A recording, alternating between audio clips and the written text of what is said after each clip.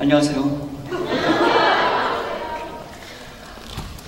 네, 테드에서 처음에 이 주제로 강연을 하기로 했을 때 이 주제로 강연을 해달라고 위탁을 받았을 때 저는 되게 당황을 했습니다. 왜냐하면 이제 좀 소규모로 아는 사람들끼리만 이렇게 제 생각을 나눌 수 있을 기회에서 이 주제를 가지고 한번 이렇게 주제를 전달을 한 적이 있었는데, 이렇게 다른 외부분들도 같이 있는 자리에서 제 생각을 공유한다는 사실 자체가 되게 좀 뭐라고 해야 할까요?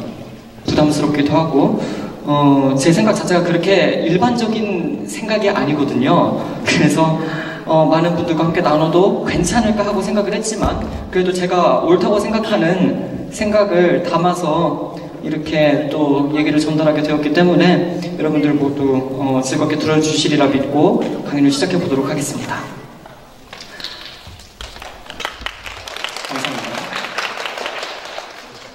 괴로우나 즐거우나 나라 사랑하세 라는 말을 들어보신 적이 있으시죠? 애국가 4절 가사의 한 부분입니다. 아마 여러분들도 자라나면서 이 노래를 많이 듣고 또 많이 부르셨을 것이라고 생각합니다.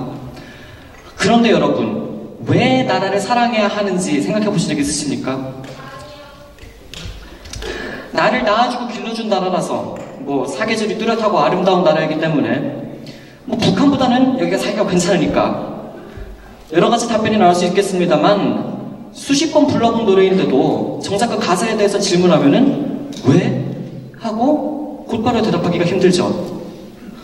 괴로우나 즐거우나 나라를 사랑해야 한다는 말, 어떻게 들으면 아주 감동적으로 들릴 수 있지만 저는 이 말이 아주 위험하다고도 생각합니다. 오늘의 강연에서는 공동체의 사상에 대한 무비판적 수용이 얼마나 위험한지에 대해, 그리고 그 위험성을 타파하기 위해서는 어떻게 해야 할지에 대해서 말씀드려보도록 하겠습니다.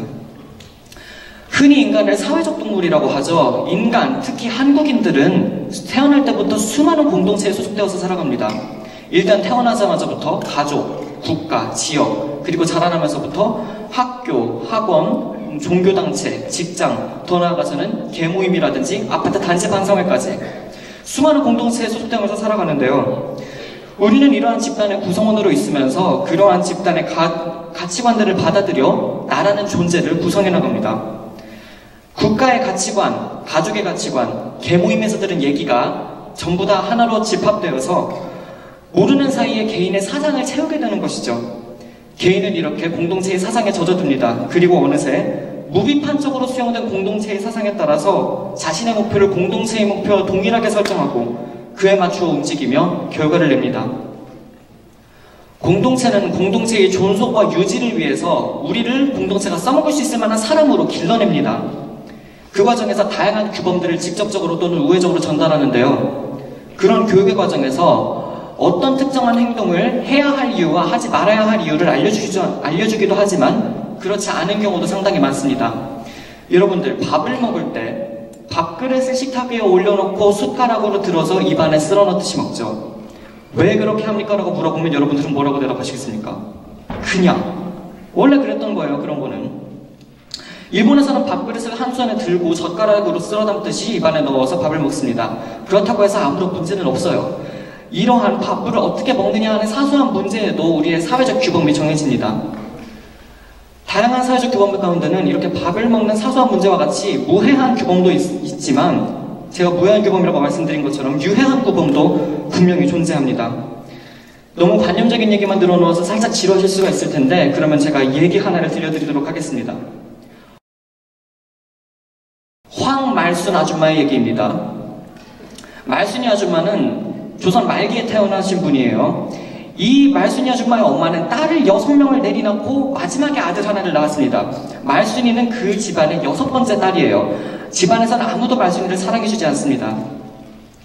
언니들이 다 시집을 가고 나서 말순이는 모든 집안일을 도맡아 합니다. 아버지는 대청마루에 앉아서 곰방도만 퍽퍽 피고 아무것도 도와주지 않아요. 결국 말순이도 시집을 가게 되는데 15살의 나이에 삼촌뻘이 되는 남자에게 시집을 갑니다. 그리고 나서 남편은 일제가 쳐들어와서 모든 땅을 잃게 되자 술독에 빠져서 죽고 맙니다. 말순이는 사회적 시선 때문에 재혼하지 못하고 혼자 여러 아이들을 키우다가 비참하게 죽습니다. 말순이 이야기는 저의 창작입니다. 하지만 120년 전이라고 치면 말순이 이야기는 굳이 창세기라는 이름을 붙일 여지조차 없게 당연하고 어디에나 있을 법한 감남을려의 이야기예요. 여러분들은 말순이 이야기를 듣고 어떻게 생각하셨습니까? 비참하다고 느끼셨나요? 2013년을 살고 있는 우리의 눈에는 남아선호 사상, 여성의 가사 전반 부담, 조혼, 교육기회로부터의 소외, 과부의 재가에 대한 차별적 시선 같은 사회적 규범들은 아주 미개하게 생각됩니다. 하지만 당시에는 이 모든 것이 감히 의문을 품을 수 없는 당연한 공동체의 규범이었죠. 이러한 유해한 사회 규범의 힘이 무소불위의 권력을 휘두르기 시작한 때는 말순이 아줌마가 죽기 시작할 때쯤의 이야기입니다. 바로 전체주의의 시대죠. 이번엔 나카무라 히데라는 양반의 이야기를 들어보도록 하겠습니다. 히데군은 1920년대 일본의 유복한 집안에서 태어났다고 칩시다. 그는 조용하고 섬세한 성격 탓에 어릴 때부터 남자답지 못하다고 놀림받았고, 이 남자답지 못한 성격 탓에 아버지에 의해서 군대에 강제 징집되게 됩니다. 시대가 시대인지라 히데군은 학교, 신사참배, 각종 언론 등을 통해서 점차 제국주의 사상에 물들어갑니다. 그리고 나서 대일본 제국의 위대한 나라로 크리라 하고 원대한 꿈을 품게 되죠. 그는 난징에서 일본군 장교들이 100명 목자르기 레이스를 펼쳤다는 소식을 듣고 역시 대일본 제국의 장교들은 용감하구나 하고 박수를 치고, 동남아에서 수만 명의 포로들이 학대당하다 죽었다는 이야기를 듣고도 대동아 공영권을 위해 당연한 희생이라며 정당화합니다. 그리고 일본이 패망하자 현실을 받아들이지 못하고 통곡하다가 자살하고 말죠. 나카무라 히데고는 정신이상자일까요?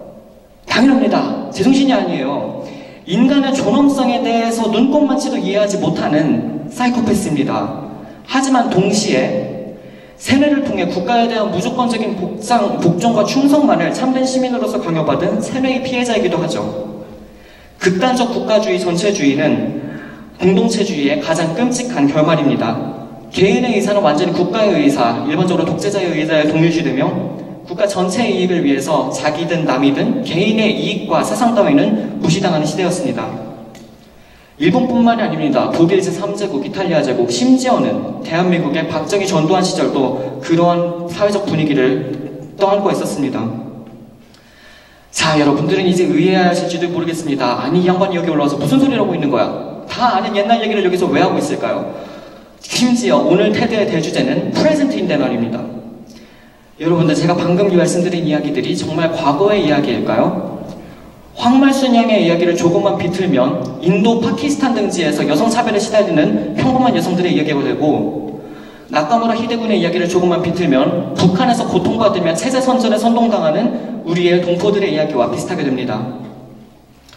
한국도 다르지 않습니다. 전처럼 극단적이지는 않지만 우리 주변에는 여전히 위험한 전체주의의 싹이 남아있습니다. 이번에 제 개인적인 얘기를 하나 해보도록 하겠습니다. 추석 때였어요. 외조부모님 집에 모든 가족들이 모였습니다.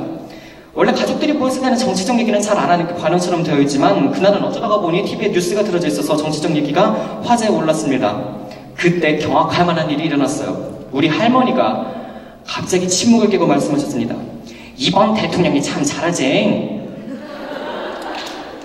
자, 저는 18년 동안 저희 할머님이랑 살면서 할머님의 정치적 스탠스가 새누리당이랑 비슷하다고는 한 번도 생각해 본 적이 없어요. 그런데 이 할머님께서 그렇게 말씀하시는 겁니다. 이번 대통령이 참 잘한다고.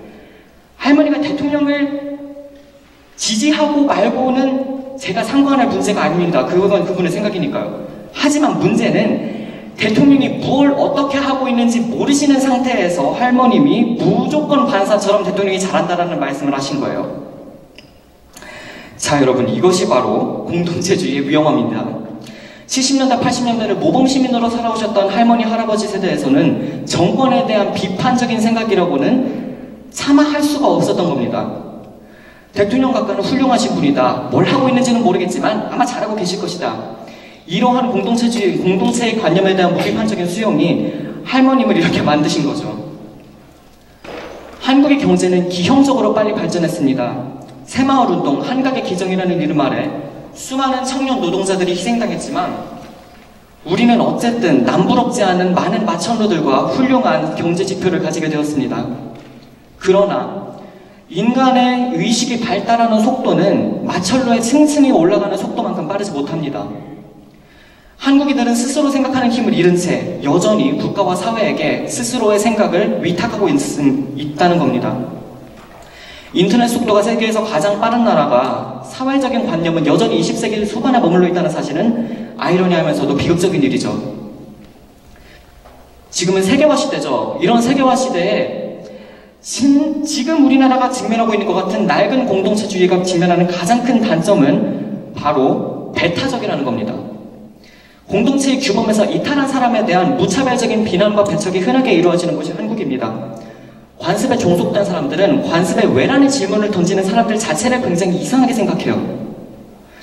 얼마 전에 페이스북에서 굉장히 충격적인 글을 봤는데요. 이슬람교를 믿는 외국인 노동자에게 식당 주인이 억지로 돼지고기를 먹으려고 하고 먹어봐, 노력하면 먹을 수 있어 라고 말하는 장면을 TV 스틸컷으로 찍어서 올라온 영상이었습니다.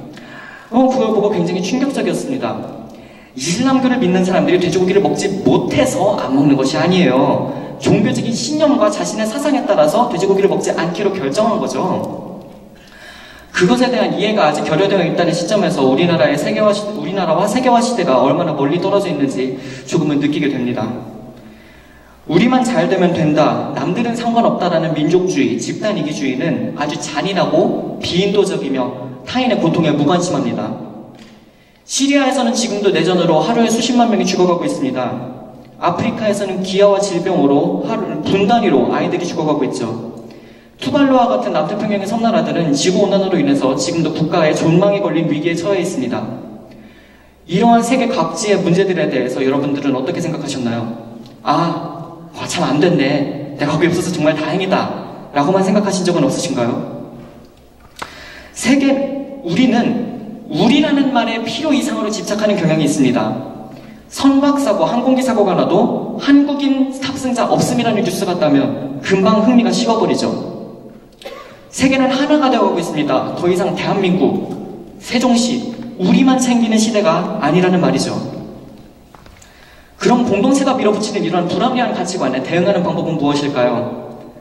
저는 이것에 왜라는 질문을 던지는 것이라고 대답하겠습니다. 공동체와 자신을 분리하세요. 그 어떤 공동체도 당신의 생각과 100% 일치할 수는 없습니다.